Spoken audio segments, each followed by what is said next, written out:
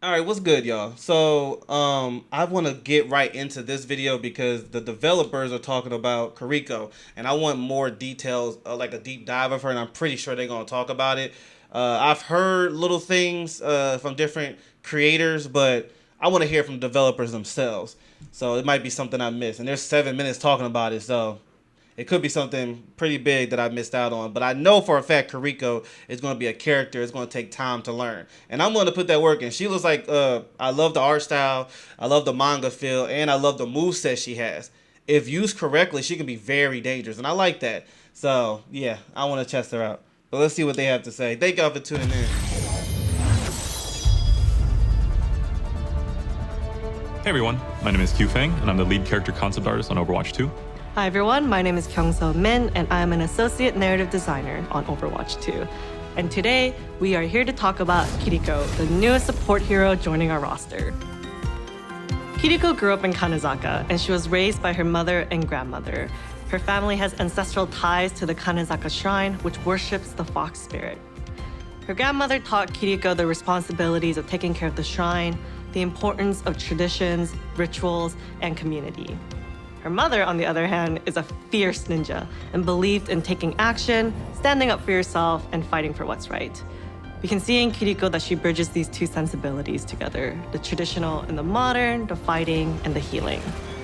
Kiriko is a strong, badass woman. She will do anything to protect her family and her community, even if that means she has to bend Where's a few that rules. cutscene at? I missed that video. That's what I was hoping the last video I reacted to of Kiriko. I thought it was going to show like a cinematic trailer like that. I gotta find that because I want to watch it. She's a trickster, like the fox spirit. Kiriko grew up alongside Hanzo and Genji. Her mother actually trained the Shimadas, and she was especially close to Genji, since they both are kind of on the mischievous kind of side. Yeah, like he would take her to the arcade in Hanamura, and they're definitely up to no good in and out of the Shimada castle. Carried on the wind. Kiriko witnessed the fall of the Shimadas when she was young. The assassination of the Shimada clan head left a power vacuum within the community. A rival clan, the Hashimoto, took advantage of that and took over. They terrorized the community, and Kiriko saw all these injustices firsthand, and they took her father as hostage. To stop them, she joined a ragtag group of young women and men called the Yokai. Coming from all walks of life, they fight the Hashimoto and protect community members. They're a small group, but with Kiriko's cunning personality, they show that the youth of Kanezaka should not be underestimated. So Kiriko was developed really with 5v5 in mind. She's high mobility, she's a single target hybrid healer. She is fast, she can get to your little skirmishers. Let me hear it again. This is what I wanted to see. So Kiriko was developed really with 5v5 in mind. She's high mobility, she's a single target hybrid healer. She is fast, she can get to your little skirmishes, which happens a lot more often in 5v5 now, so she's super effective. Yeah, and she's very much like another battle healer. You know, she's in the action, jumps in and out, not the kind of sit back and heal type of hero. Shouldn't have put your head there. Yeah, I think a lot of experienced players will have fun with her, and I think a lot of DPS players will love her. Underestimated me, nah? From day one, really, I want to be an her experienced player fox using it. was there in the design. It felt right. It fit the character visually, and the fox was based on the Japanese Inari, which is the fox spirit, and it's a guardian protector kind of spirit. In Japanese folklore, foxes are also known to represent cunning and smarts, which matches Kiriko's personality as well. Now I'm having fun. Kiriko actually started as an ecology boss unit that was part of the ninja ecology. Her hairband and bandana kind of comes from classic depictions of ninjas in pop culture, and it's got a symbol on the top. It's basically the kanji for kitsune, for fox turned diagonally, which is really cool. The original design had a giant shuriken with ball bearings in it, inspired by fidget spinners. I like at the these time. other designs. Hopefully they put them in the game to get. We tried to maintain that as she became a support hero. I'm pretty However, sure they learning will. from past mistakes when we tried to force a design and a concept together, we ended up just kind of retooling her to look more like a support hero. Some of the old, some of the new. So Kiriko's primary ability is the healing Ofuda. Ofudas are these paper talismans believed to be imbued with powers. When you do this ability, you see these Ofuda paper slips firing in two, and they home in on allies. They're a little slow, but you can use your ally teleport ability to offset that, or you can use the slowness in your advantage, and you can preemptively shoot them if you... This is what I'm wondering, if you lock on, does it automatically go there? Or do I have to stay looking at them until the full heal happens? foresee that a teammate will need healing. Her secondary fire is she throws out a kunai. And these are actually very fast in contrast to the Ofuda.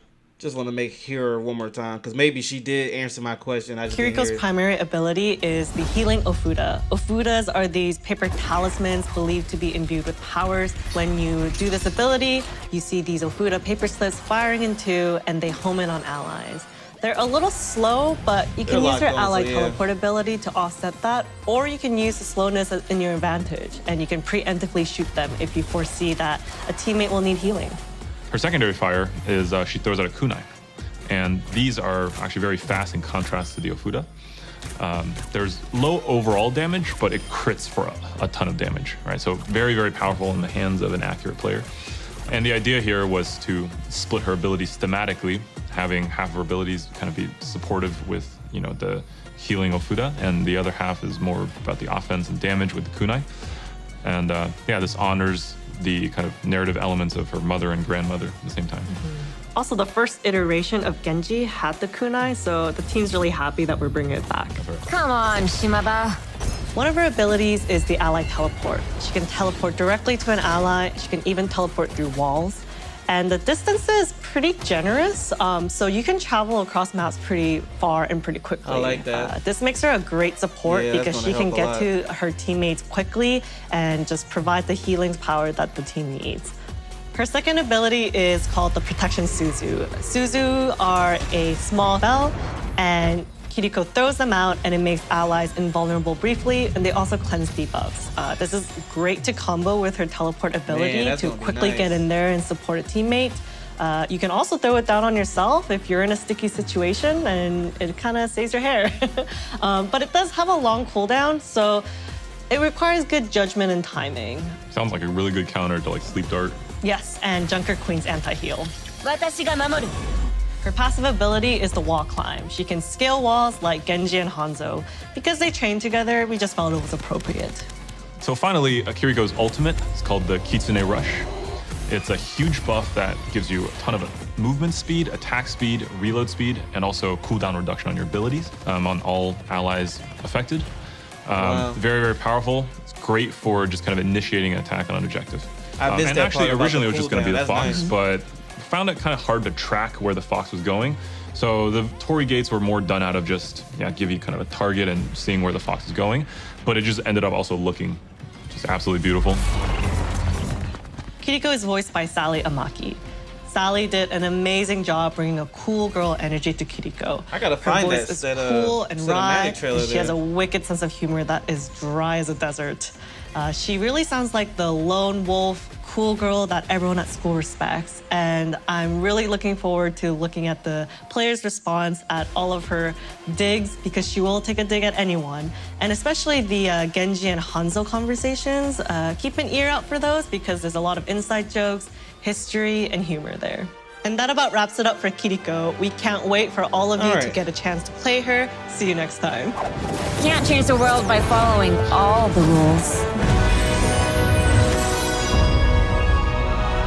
All right, yeah. That character is someone I definitely want to take the time to learn. She does seem like someone you gotta time stuff perfectly.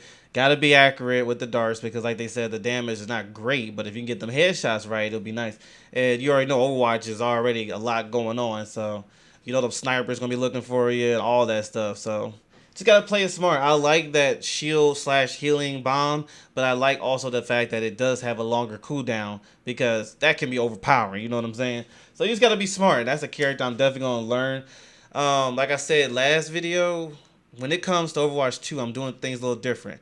I'm a big diva. I'm a diva main, and I'm still gonna use diva. But diva is gonna be more for my rank situation. When I'm trying to learn characters, I'm just gonna stick to public matches. That way, I'm not holding anybody back.